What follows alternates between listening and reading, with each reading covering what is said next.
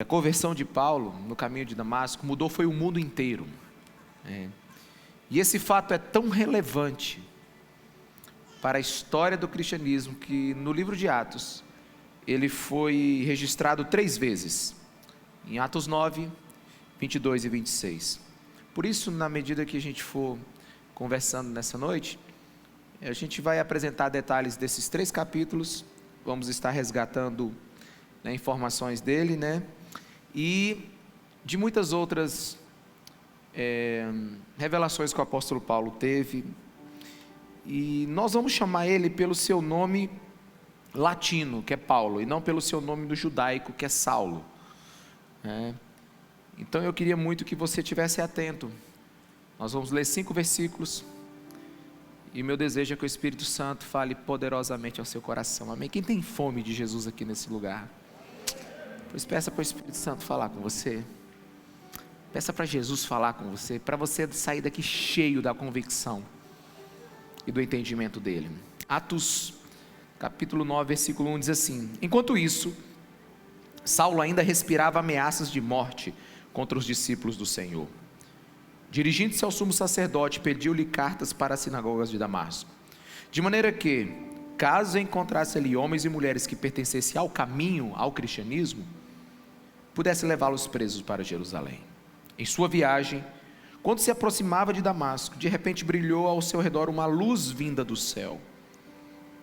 Ele caiu por terra e ouviu uma voz que lhe dizia: Saulo, Saulo, por que me persegue?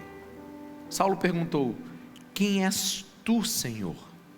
E ele respondeu: eu sou Jesus, a quem você persegue. Revela a tua palavra aos nossos corações, Jesus. Em nome de Jesus. Amém. Amém. Revela, Jesus. Primeira coisa que a gente precisa entender para compreender esse grande encontro é conhecer Paulo. A gente precisa entender Paulo. A gente precisa discernir quem é Paulo, A Bíblia diz no versículo 1 que enquanto isso, Saulo ainda respirava ameaças, ou seja, Paulo, ele tinha ódio, ameaças de morte. Ele era um exterminador de cristãos. Ele castigava, prendia e autorizava a morte de alguns. E você precisa entender aqui que o ódio de Paulo não era diretamente aos cristãos. O ódio de Paulo era diretamente a Jesus Cristo. Paulo odiava Jesus, por quê? Porque ele não acreditava que aquele jovem de 33 anos que foi morto numa cruz era o Messias. Para ele aquilo ali era um absurdo, Então ele ia como uma fera selvagem, bufando de raiva contra os do caminho, contra os cristãos. E ele não estava determinado apenas a perseguir os cristãos. Ele queria eliminar o cristianismo da face da terra. E se você perceber pelos próprios depoimentos de Paulo, você vai conhecer o coração dele. Ele diz em Atos 26, 11, ele diz assim: muitas vezes ia de uma sinagoga para outra a fim de castigá-los, os cristãos, e tentava forçá-los a blasfemar. Em minha fúria contra eles, cheguei aí às cidades estrangeiras para persegui-los. Uma pessoa somente blasfema quando ela é forçada através de um grande sofrimento. Paulo, ele era um torturador desumano. Ele parece mais um terrorista, um homem determinado a matar. E ele ainda continua revelando o seu coração e dizendo como ele era. Em Atos 26, 9, ele diz assim: eu também estava convencido de que deveria todo o possível para me opor ao nome de Jesus, o Nazareno. E foi exatamente o que fiz em Jerusalém. Com autorização dos chefes dos sacerdotes, lancei muitos na prisão, e quando eles eram condenados à morte, eu dava o meu voto contra eles. Ele era um assassino, E agora, nesse texto que nós estamos lendo, o Paulo, ele está numa campanha hitleriana. Ele está indo agora para Damasco para acabar com os cristãos. Esse é esse homem. É esse homem que odeia o cristianismo, que odeia Jesus. É esse homem que não tem, que acredita que o cristianismo é uma seita. É esse homem que está com ódio da obra da cruz. Eu fico pensando assim, se a gente tivesse encontrado Paulo no meio do caminho. Você está indo para Damasco, são 230 quilômetros de Jerusalém para Damasco, e você encontra Paulo. Aí você pergunta assim: e aí, bonitão, você está indo para onde? Ele diz: eu estou indo para Damasco. Fazer o quê? Eu vou prender os do caminho, eu vou prender os cristãos. E por quê? Porque é uma seita, porque é um bando de gente que acredita num João Ninguém, que apareceu de lugar nenhum, e que foi condenado e amaldiçoado numa cruz. É um absurdo isso que está acontecendo. Eu vou proteger a verdadeira religião. Essa gentinha vai parar com essa brincadeira aí. É isso que ele falaria. Vou acabar com essa seita. Esse era o coração dele. Esse era o homem de quem nós estamos falando aqui, do caminho de Damasco. Mas no versículo 3, ele diz que em sua viagem, já próximo de Damasco, de repente brilhou ao seu redor uma luz vinda do céu. Ele caiu em terra e ouviu uma voz que dizia: Saulo, Saulo, por que me persegues? A primeira coisa que você precisa entender nessa narrativa das Escrituras é que Paulo nunca decidiu por Jesus. Foi Jesus que decidiu por ele. Paulo não foi atrás de Jesus, foi Jesus que o perseguiu. Ele estava perseguindo os cristãos, mas ele não sabia que Jesus já estava ao seu encalço. Quantos me entendem? Diga amém. Sabe, o que você precisa entender, a primeira coisa é que ele estava, ele estava buscando aterrorizar a vida dos cristãos. Paulo, ele não se converteu, ele foi convertido por Jesus. Você sabe por que eu digo isso? Porque Paulo não foi salvo por algo que ele fez. Até porque o que ele está fazendo agora é matar, torturar, aprisionar. Na verdade, nessa campanha de extermínio desse assassino frio, insensível, a graça de Deus veio sobre ele e o salvou. Meus irmãos, salvação é obra exclusiva de Deus. Salvação é ação de Deus do começo ao fim. Homem nenhum pode se reconciliar com Deus. O próprio Paulo diz em 2 Coríntios 5,18, preste atenção: tudo isso provém de Deus, que nos reconciliou consigo mesmo por meio de Cristo. Nenhum homem vai atrás de Jesus sem que antes Jesus já esteja atrás dele. O próprio Paulo, ele estava numa campanha de morte para todos os cristãos. Ele nunca tentou se salvar, ele nunca pensou ou imaginou que naquele lugar Jesus o tocaria. E quando eu analiso essas duas atitudes, veja bem, um assassino, perseguidor da igreja, e agora ele cai convertido. A pergunta que eu faço é: será que isso foi de uma vez? Será que isso foi de uma hora para outra? Será que foi assim, do nada ele, é isso mesmo, eu estou errado e vamos lá, né? Como um assassino de uma hora para outra cai de frente para Deus. Se você pudesse perguntar para o apóstolo Paulo, o que ele falaria? Com um pouco de atenção, o próprio Paulo explica o seu processo de conversão.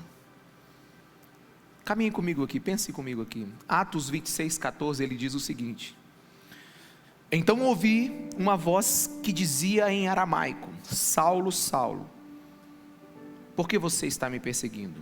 Resistir ao aguilhão só lhe trará dor. Resistir ao aguilhão só lhe trará dor. O próprio Jesus disse para Paulo: você está resistindo ao aguilhão e isso está lhe trazendo dor. O que é o aguilhão? O aguilhão, coloca aqui para mim. O aguilhão é uma vara com um ferrão na ponta. E ela era usada no arado de touros, principalmente quando esses touros ainda não estavam avançados. E a história, né? E Paulo está entendendo isso que Jesus está dizendo.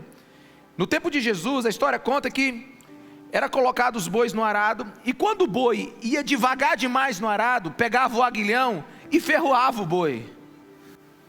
E sabe, um bom agricultor, ele não só ferroava o boi, ele mantinha o aguilhão numa distância da perna do boi, que se o boi desse um coice, ele bateria no aguilhão e se machucaria muito mais. Quantos estão me entendendo? Diga amém.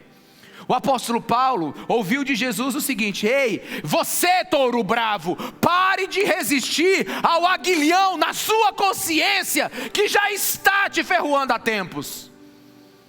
Sabe, você, Paulo, você precisa parar de lutar e de insistir em resistir a Deus.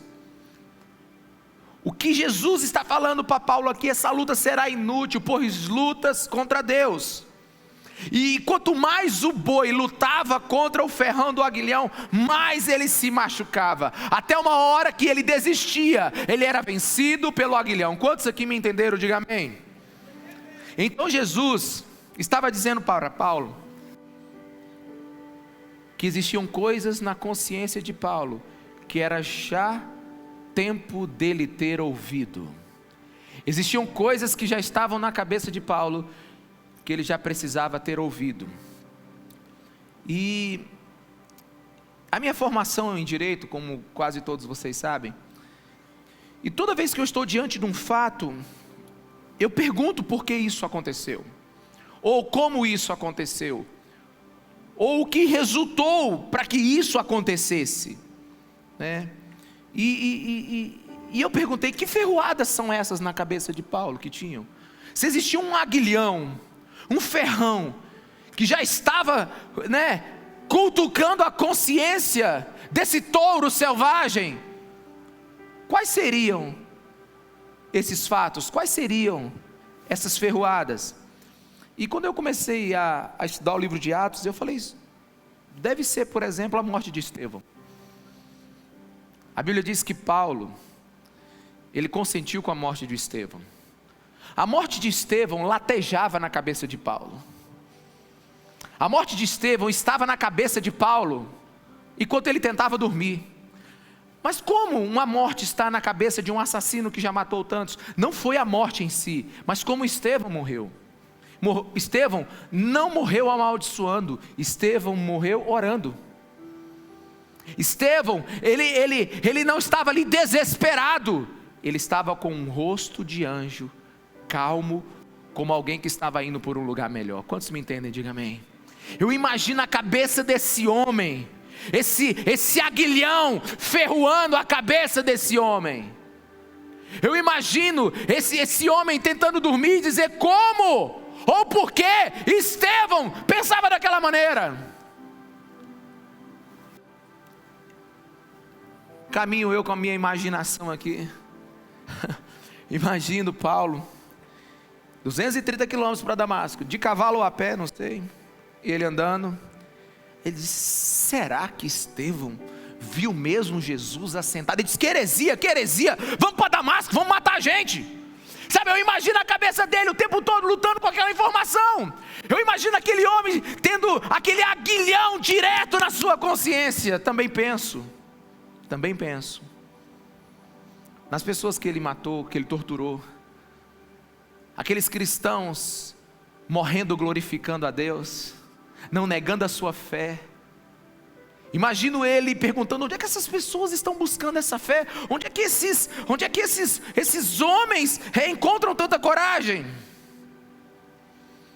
Deixa eu te falar, algo estava acontecendo no íntimo de Paulo, mas como um touro bravo, ele lutava contra a sua própria consciência. Deixa eu te falar uma coisa, não tenho dúvida nenhuma que tem gente aqui que está lutando contra aguilhão na sua consciência há um bom tempo já.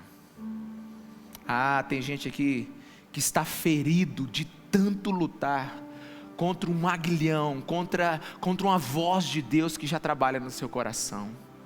Tem gente aqui que está sangrando, porque Deus já tem falado na sua vida há muito tempo e você tem resistido. Tem gente aqui que o Espírito Santo está ferroando o seu coração há muito tempo. Mas como diz a NVT, não adianta lutar contra a vontade de Deus. Porque se a luz de Cristo brilhou no seu coração, é porque o caçador do céu está ao seu encalço, e ele não vai descansar. Deixa eu te falar uma coisa, não é profecia, é constatação. Se você está na estrada de Damasco e a luz brilhou sobre você, pode me ouvir com seus 3 ouvidos. Deus que começou a boa obra, Ele vai terminar. Nem que Ele te derrube. Nem que Ele te derrube. Nem que Ele te faça beijar a lona. Mas você vai receber um jab de direita de Jeová bem no teu queixo. E você vai cair desnorteado. E vai perguntar: quem és tu que me persegues? Quem és tu que está atrás de mim? Quem és tu que colocou esse aguilhão? Quem és tu que colocou essa voz dentro de mim que não para de falar? Ei, se isso está acontecendo em você, olha para mim. Uma hora vai dar checkmate. Porque se Deus começou a jogar com xadrez com você, o rei dentro de você vai cair. Não tem jeito. Se a luz brilhou, não tem jeito. Versículo 4 diz que ele caiu por terra. Veja bem, não foi uma conversão repentina, mas foi o fim de uma resistência. Quantos me entendem? Diga amém. Não foi uma conversão imposta. Não houve uma imposição sobre a vontade de Paulo, não. Ele caiu, mas não caiu morto. Ele caiu, mas caiu com possibilidade de escolher. Ele caiu, mas ele poderia resistir ou se render. E tenha certeza, Paulo não teve um ataque epilético, Paulo não teve uma insolação, uma helionose, Paulo não foi obrigado por uma mão poderosa de Deus, ele não foi ameaçado por Deus, não, ele caiu, mas não morto, poderia ter resistido, poderia continuar lutando contra o aguilhão, mas ele se rendeu à graça de Deus. Ele se rendeu à graça de Deus. Ele se rendeu à ação de Deus na sua vida. Só que eu quero agora que você esteja comigo, porque eu quero cavar mais. Porque só tem um jeito de você entender o que aconteceu. É conhecer quem é a pessoa antes do acontecimento. Só tem um jeito de você entender a profundidade do que aconteceu, se você conhecer a raiz do coração da pessoa antes do acontecimento.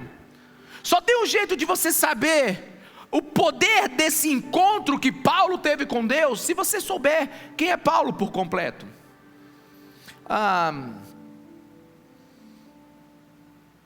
coisa mais importante não é o que aconteceu com Paulo, não é a luz que brilhou, veja bem, não é que se você continuar os versículos, não é que ele ficou cego, e nem que Ananias depois orou por ele, as escamas caíram e ele voltaram a enxergar. Não, isso não foi o mais importante.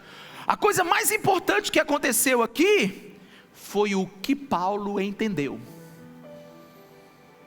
Foi o que Paulo entendeu.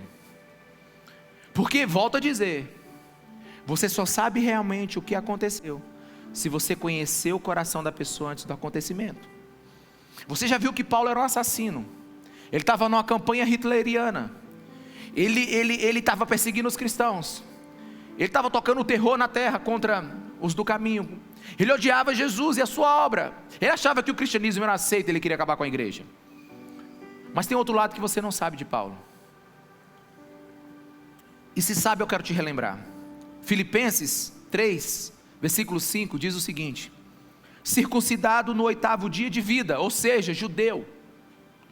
O cara era judeu de verdade, né? Pertencente ao povo de Israel, à tribo de Benjamim, verdadeiro hebreu, ou seja, ele era descendente de Abraão, filho da promessa. O cara era da tribo de Benjamim, a mão forte do Senhor. Paulo não é qualquer um, ele é estudado na melhor filosofia grega. Ele diz que quanto ao zelo, inteligente, estudado, mas quanto ao zelo, perseguidor da igreja, e quanto à justiça que há na lei, irrepreensível. Esse cara era um fariseu, que era a parte mais radical da religião judaica. Ele era romano, judeu romano, tinha entrada em todos os lugares, podia passar em todas as estradas, tinha acesso livre. Ele sentou aos pés de Gamaliel, um dos grandes do judaísmo. Ele foi o melhor aluno. A história conta que ele dominou a técnica da diatribe, que é o debate no estilo perguntas e respostas. Paulo era um homem, sabe, de uma mente prodigiosa, talvez com o maior vigor intelectual do seu tempo. Não existia alguém como ele. Mas deixa eu te dizer, Paulo não era ateu. Paulo era servo do Deus vivo, o Deus de Abraão, de Isaac e de Jacó. Paulo conhecia o Velho Testamento inteiro, de cor, porque para ser fariseu tinha que conhecer de cor. Ele sabia as profecias de cor, ele sabia as profecias de Isaías, de Jeremias, ele sabia o Gênesis, ele sabia o Êxodo, ele conhecia todas as escolas rabínicas. Ele era um homem inteligente, estudado, ele não era um qualquer, não. Ele orava para o Deus de Israel, ele conhecia, sabe, a Bíblia no seu tempo, ele jejuava, ele fazia sacrifícios. Esse era o homem. Ele estava determinado a fazer a vontade de Deus, perseguindo os cristãos. Paulo queria acabar com a idolatria, para poder abrir caminho para o verdadeiro Messias, que era o centro da sua fé. Paulo estava fazendo a coisa sincera. Ele ia para a igreja todo domingo. Ele fez CCC, fez CTL. Ele fez o encontro. Ele fez tudo. Ele cantava no ministério de louvor, ele tocava bateria, ele pregava. Ele era um cara que estava dentro da religião dele por completo. Alguns historiadores dizem que ele seria possivelmente, não, sem dúvida, o próximo sumo sacerdote. Talvez ele fosse o sumo sacerdote mais novo de toda a história do judaísmo.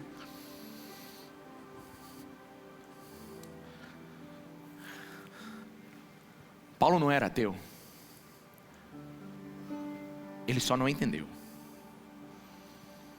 Ele só não entendeu. Como tem muita gente que não entendeu. Como tem muita gente que vem na igreja e não entendeu. Como muita gente que abre a Bíblia e não entendeu. Como muita gente que canta a música e não entendeu. Como muita gente que ouve a mensagem e não entendeu. Mas no versículo 5, ele pergunta: quem és tu, Senhor? Essa palavra aqui no original é Kyrios, que significa o dono de tudo. Paulo sabia que a voz que estava falando com ele era de Deus. Quantos estão aqui comigo? Diga amém. Ele sabia que era Deus. Sabe por quê? Fale para a pessoa que está do seu lado. Fala para ele assim, sabe, com aquele olhar assim de convicção. Uma pessoa sabe quando Deus fala com ela. Ah, sabe. Porque não é uma voz normal. É uma voz na sua consciência, ou é uma voz audível, ou é uma luz que brilha, ou é um tombo na estrada que você sabe que foi Deus. Você pode até lutar, mas você sabe que foi Deus. E ele perguntou: quem és tu, Senhor? E a resposta foi: I am the Jesus. Eu sou Jesus a quem você persegue. Não, você não entendeu. deixa eu te falar. Nessa hora, o mundo de Paulo explodiu, o HD dele travou, o processador dele fundiu. Nessa hora, tudo o que era claro para ele ficou obscuro. Simplesmente essa frase botou o mundo de Paulo abaixo, porque ele começou a se perguntar: como é que pode Deus ser aquele que estava morrendo numa cruz? Caramba, bicho, não é possível que Estevão estava certo e um monte de gente que eu matei estava. Não é possível que essa voz que está na minha consciência era isso, não é possível. Eu acho que ele começou a ter um troço aqui. Sabe por quê? Porque ele sonhava com o Messias, ele amava a vinda do Messias, ele imaginava que o Messias viria com 1,90 m de altura, lutador de UFC, que colocaria de novo Israel no mapa, que acabaria com os romanos, que viria com poder bélico, que daria uma voadora no pescoço de Nero. Nero é desse tempo? Não sei, mas vai. Tocou fogo em Roma, mas vai. Ele queria alguém que fizesse o que Davi fez. Ei, amigão, sou eu, Jesus. Pirou a cabeça de Paulo, sabe por quê? Ele disse assim: me ensinaram que Deus é poder. Me ensinaram que Deus é poder. Me ensinaram que Deus é bravo. Me ensinaram que Deus toca o terror, Deus é justiça. Olha, me ensinaram na minha religião que você tem que andar na linha, senão o pau come. Me ensinaram na minha religião que se você faltar no culto de domingo, está amaldiçoado na segunda. Me ensinaram na minha igreja que, olha, falar mal de pastor me perde a língua. Sabe, Paulo tinha terror. É por isso que ele tocava o terror. Sentiu? Ele via Deus dessa maneira. Só que ele é um homem de perguntas, lembra? Se você ler as epístolas de Paulo, elas são como um homem respondendo a perguntas que não estão no livro. É assim, as epístolas de Paulo, elas são como alguém que perguntou, recebeu a resposta, mas não colocou a pergunta, só botou a resposta. São 13. Ele escreveu 13 livros. Assim, desculpa aí. Quantos livros você já escreveu na vida? Né? Pouca gente escreve. Agora você imagina, os 13 que você escreve vai para a Bíblia. Não, os 13, não fica nem fora. Tu imagina o que esse cara entendeu. Mas assim, a profundidade do entendimento é a profundidade do espanto. Quem está aqui comigo, diga amém.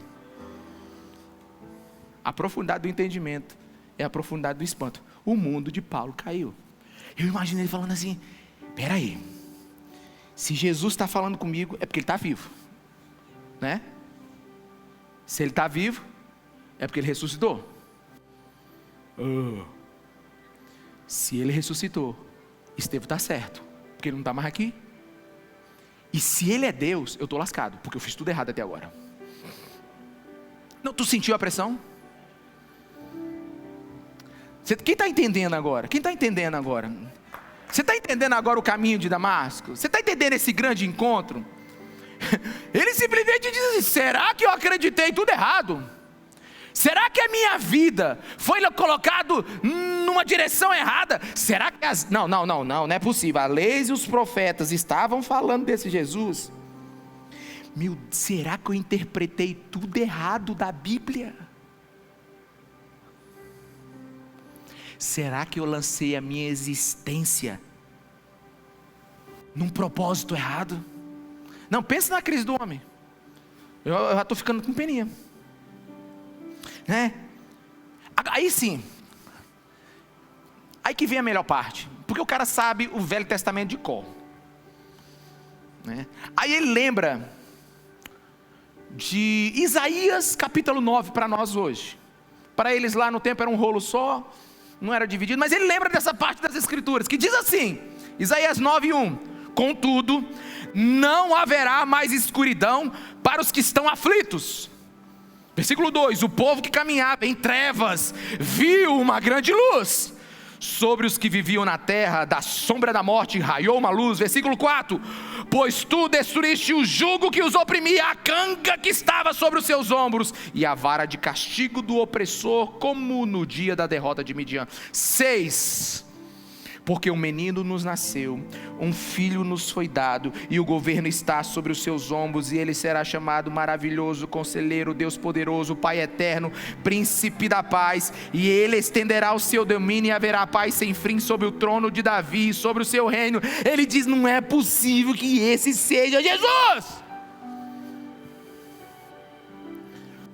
porque algo absurdo acontece aqui, e eu preciso que você enxergue isso.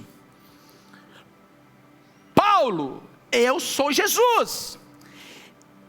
Essa informação despedaçou todos os sonhos de Paulo e simultaneamente cumpriu. Alguém me entendeu aqui?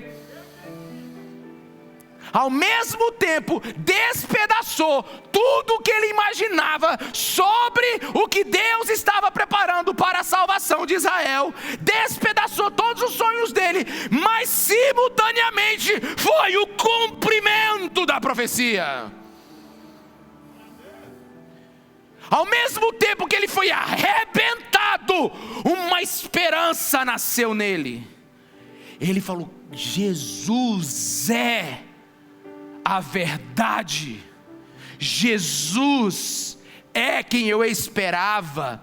Sabe, Jesus era a negação completa do que ele entendia da Bíblia, mas Jesus era a interpretação correta que ele precisava. Ele diz: eu entendi errado, porque tem gente que entendeu errado tudo. Tem gente que entende errado. Tem gente que não sabe o que está fazendo aqui domingo. Eu vou bater meu ponto lá na igreja. Não, por que esse pastor grita tanto? Por que esse povo só canta Jesus, Jesus, Jesus, Jesus, Jesus, Jesus, Jesus, Jesus? Ele venceu, ele ressuscitou, ele venceu, ele ressuscitou. A morte venceu. Não, por que esse povo só fala disso? É porque talvez você seja igual Paulo. Você só cumpria tarefas e não entendia o coração. Porque você só cumpria uma doutrina, um dogma que você colocou na sua cabeça como verdade. Você só fazia um sinal. Você só cumpria sabe, a sua programação dominical e voltava para casa tranquilo. É por isso que alguns de vocês reclamam: meu Deus, que culto chato, só tem a mesma música. Não, moça, podia acabar logo, demorou demais, foi curto demais. Não, na hora que eu estou gostando, para.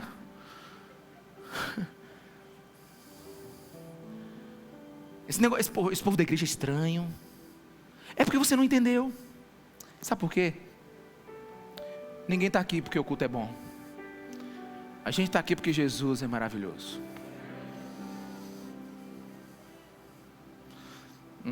Esse pastor quer me convencer. Não quero te convencer. Tem um aguilhão já na sua consciência. E é por isso que esse lugar está lotado. Não é só por isso. Não, eu não queria vir. Está aqui por quê?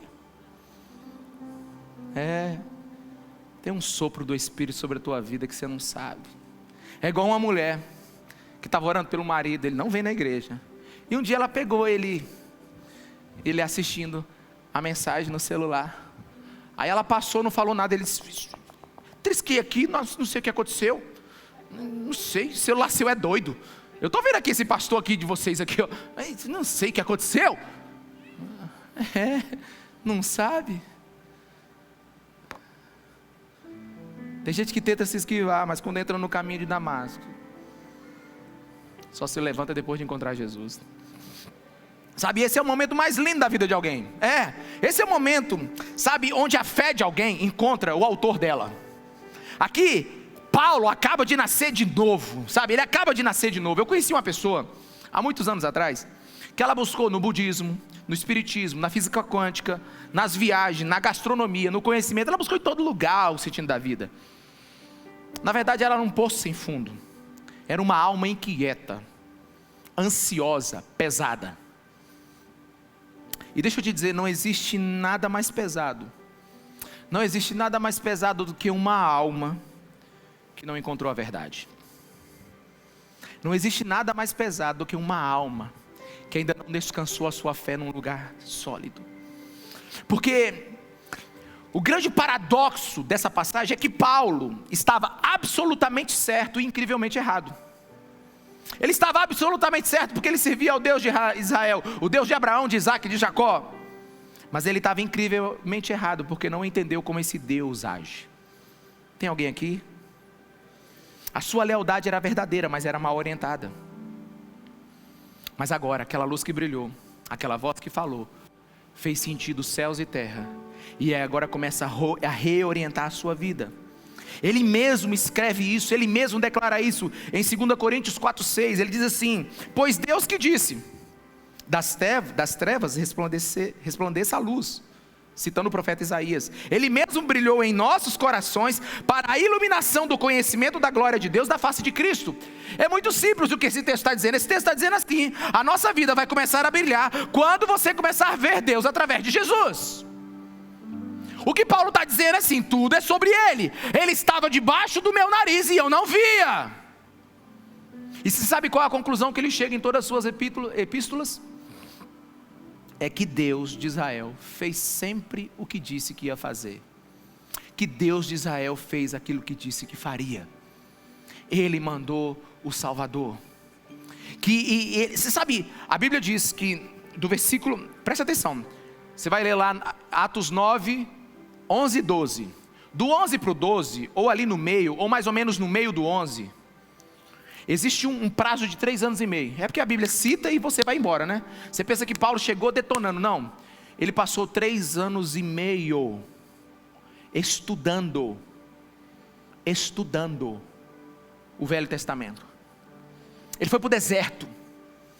Ele foi reorientar a sua cabeça. Sabe por quê? Porque ele é um homem inteligente. Porque quando uma voz fala com ele, ele sabe que é Deus, ele foi reorientar a vida dele. Então ele pegou o Velho Testamento e foi meditar. Paulo não escreveu o Novo Testamento olhando para frente. Ei, olha para mim aqui. Não foi olhando para frente. Ele escreveu o Novo Testamento olhando para trás. Tanto é que a carta de Romanos é uma defesa de que o Velho Testamento aponta tudo para Cristo. A carta de Gálatas, tudo é sobre Ele. Tudo invoca a presença de Cristo. Não é mais o templo, não são mais os sacrifícios, não são mais as minhas credenciais. Paulo simplesmente dá uma mudança de 180 graus. Ele não abandonou a fé que tinha, ele não abandonou o Deus que tinha. Ele só agora reorientou a espiritualidade dele porque estava torta. Ele começou a falar Deus numa cruz, poder que ama, Emanuel, Deus comigo, Deus ao meu lado, Deus ao meu favor, Deus que é gente, Deus presente, Deus que chora, Deus que anda, Deus que cheira, Deus que come, Deus que perdoa. Não é mais um Deus bruto, não é mais um Deus muscular, não, é um Deus que ama, um Deus que veio atrás de mim. Deixa eu te falar uma coisa, você tem que entender porque Paulo disse assim: eu sou o pior de todos os pecadores. Paulo não era um justiceiro que matava ladrões, que matava gangster, não. Ele matou crianças, ele matou missionários, ele matou famílias inteiras que serviam Jesus Cristo de Nazaré. Como você acha que era a consciência desse homem? Como você acha que era o coração desse homem? Ele se achava o pior de todos os pecadores, mas ele entendeu a faísca que queimou naquela luz sobre a vida dele. Quantos estão aqui, por favor, diga amém. Aí alguns de vocês perguntam: por que eu estou vindo nesse culto? Por que eu sinto que eu deveria ter mudado nisso ou naquilo? Por que isso, por que aquilo? Ei, tem um aguilhão na sua consciência, tem o Espírito Santo falando com você. Mas talvez como Paulo, na estrada de Damasco, que começou a pensar: será que o Deus de Estevão era correto? Não, heresia. Vamos matar alguém que passe essa vontade de se converter. Talvez você pense isso. Talvez você fale assim: esse pastor quer me convencer. Eu não vou cair nesse papo aí não. Quando eu preparo um sermão, eu preparo pensando na pessoa mais difícil sentada aqui, nesse auditório. Eu penso assim num cruz credo inteligente até a tampa. Eu penso num questionador. Eu penso em alguém que vai levantar e vai dizer assim: eu tenho 59 perguntas para você. Sabe por que quando eu penso em pregar aqui de domingo, eu penso em todas as possibilidades. Eu fico pensando assim, tem uns difíceis aqui que vão pensar assim: esse pastor está quase me convencendo. Esse lugar preto, lúdigo, essa fumaça. Quem já pisou no santo dos santos? Essa voz, povo afinado, tudo organizadinho, cruz para lá, sangue para cá. Uma hora ele fala suave, outra hora ele grita, ele tá me manipulando. Aliás, eu acho ele muito estranho. Na verdade ele quer arrancar meu dinheiro, porque como é que sustenta tudo isso aqui? Deve ser caro, né? Não, é assim, eu tô assim, eu não, pensando que vai me convencer fácil. Eles querem tirar minha liberdade. Deixa eu te falar uma coisa, de verdade aqui, só entre nós dois aqui, vamos sentar na cadeira nós dois. Entenda algo de uma vez por todas. Se você acreditasse em tudo isso que você falou agora, você não tinha voltado aqui hoje.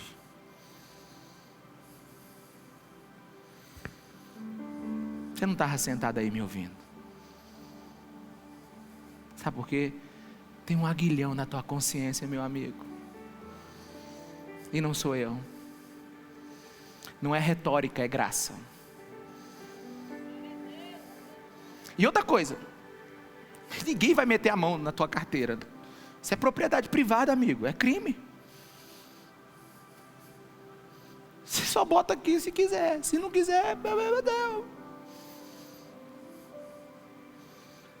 Ninguém está aqui para te manipular. Ei, presta atenção no que eu vou te dizer aqui.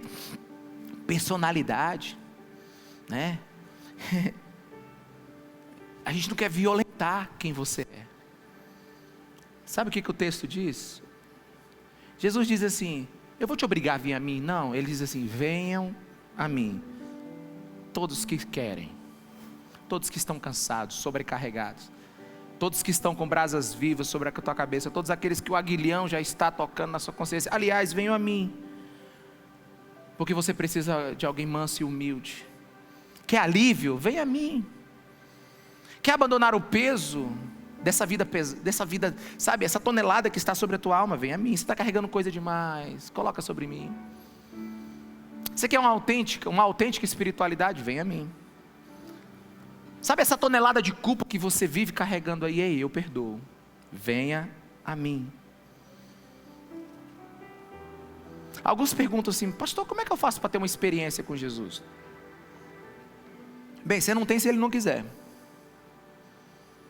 Mas quando a luz brilha, e eu sei que ela quer brilhar, sabe o que você tem que fazer quando a luz brilha? Você tem que desistir e baixar teus muros. Amém? Você desiste e baixa teus muros. Então você vai ter uma experiência com Jesus. Sabe por quê? Você está lutando contra uma lógica divina. Porque o que prende não é a religião. A gente não apresenta religião aqui nesse lugar. Jesus liberta, religião prende. O que aprisiona não é manipulação. Não. De verdade, o que aprisiona é o pecado. E Deus está colocando isso sobre você. A Bíblia diz, presta atenção, que ele caiu por terra e perguntou: quem és tu, Senhor? Quem és tu, Senhor? Era um homem de perguntas. Pergunte sobre a tua vida, se você está satisfeito com ela. Mas antes de terminar, eu quero algo. Eu quero algo porque eu não posso deixar de falar isso com você. O apóstolo Paulo, falando sobre ainda o processo de conversão dele, ele diz o seguinte, em Filipenses 3,7: mas o que para mim era lucro, passei a considerar como perda, por causa de Cristo. Mais do que isso, Considero tudo como perda comparado com a suprema grandeza do conhecimento de Cristo Jesus, meu Senhor, por quem perdi todas as coisas. Sabe o que aconteceu lá na estrada de Damasco? Quando Paulo deu de cara com Jesus, ele diz assim: eu perco toda a religião que eu construí hoje, mas não te perco, Jesus Cristo. Eu perco toda a opinião que eu tive até hoje, mas não te perco, Jesus Cristo. Eu abro mão de tudo, mas não abro mão de você, Jesus. Porque Paulo, para ganhar a Cristo, ele teve que abrir mão da sua religião. Esse é o clímax do processo de conversão desse homem. Porque aquele que perseguia foi perseguido por Cristo. Aquele que resistia foi achado. E eu acho interessante que assim, toda vez que Deus dá um jab, o cara fica meio desorientado. Toda vez que o Espírito Santo fala com alguém, ele fica meio desorientado. Em Atos 22:10, ele diz assim: assim perguntei, o que devo fazer, Senhor? Sabe quando aquele cara leva uma pancada, sabe, ele está todo autoconfiante, sabe, e adversário de Cristo, mas agora ele está caído, desorientado. Pois é isso. Sabe por quê? Porque cristianismo é algo que te pega e não algo que você pode segurar. Cristianismo é algo que te pega. Não é você que está atrás de Jesus. Deixa eu te falar, não é, meu amigo. Jesus está na tua cola. Cristianismo não é um conjunto de doutrinas, de coisas que você decora e que você vive, não. Ele é uma pessoa que você encontra. E se na sua estrada de Damasco a luz brilhou, eu quero te dizer, você já era. Porque duro é lutar contra o aguilhão de Deus. E para terminar, eu sei que o passado de Paulo impressiona. O histórico dele é um absurdo, né? Principalmente o histórico de maldade, de ódio. Mas o que marcou sua vida, pessoal, pode subir, não foram os seus pecados. Presta atenção. O que marcou Paulo foi a graça de Deus. Presta atenção no que eu vou lhe dizer. Se você pegar as epístolas de Paulo, você vai descobrir um tratado sobre a graça. Paulo é muito duro quanto à necessidade da nossa transformação e da nossa santificação. Ele é um doutrinador da igreja. Mas a ênfase de Paulo nunca foi sobre o pecado. O holofote do apóstolo Paulo está sobre o poder da graça, que é maior do que qualquer erro. Sabe por quê? Porque está aqui esse homem dizendo assim, ele está dizendo para ele mesmo, como é que pode Jesus ter vindo atrás de mim? Come on, quantos estão aqui? Quantos estão entendendo? Como é que pode Jesus ter vindo atrás de mim? Não, porque assim, o que eu tenho para ele ter vindo atrás de mim? Fica de pé no seu lugar. O que eu tenho para ele vir atrás de mim? Não, quem é esse Deus que se importa com um assassino? Quem é esse Deus que se importa com tudo que eu já fiz de errado? Quem é esse Deus? Quem é esse Deus que perdoa esse meu coração terrível, esses meus sentimentos obscuros, esse meu desejo incontrolável? Quem é esse Deus que me ama desse jeito? Deixa eu te dizer, eu vou deixar o apóstolo te responder. Amém? Porque eu tinha que estar separado desse Deus. Na verdade ele tinha que me fuzilar, porque ruim fui eu. Mas o encontro no caminho de Damasco, meu Deus,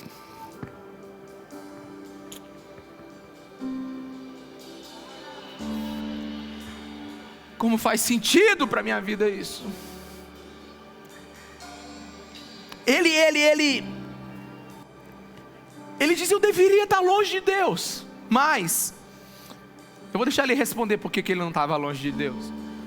E por que ele ama Jesus. E por que ele meditou tanto nesse Messias prometido. E por que ele morreu por ele.